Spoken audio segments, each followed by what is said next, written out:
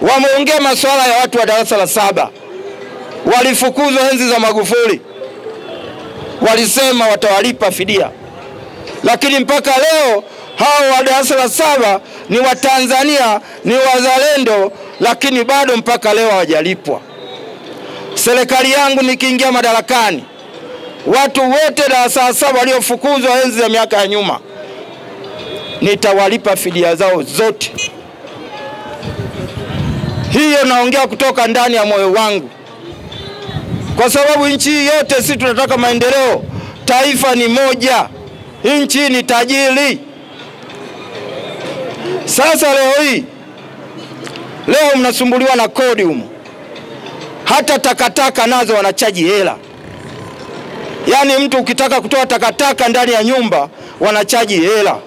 Serikali yangu, kwa sababu nchi tajiri, nitaweka malori bure ya kusomba takataka. Na nyinyi pia mtatoa bure takataka zenu. Njombe oye!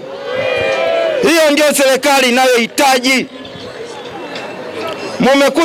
Mmekosa kukusanya kodi, mnafuata mpaka takataka. Mnakula hela za maiti.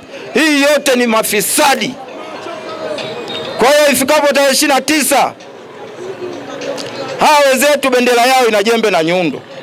Sasa mwisho wao ni tarehe 29. Mimi jembe nachukua mwenyewe kwa ajili ya kuwasimamia watu wangu hawa.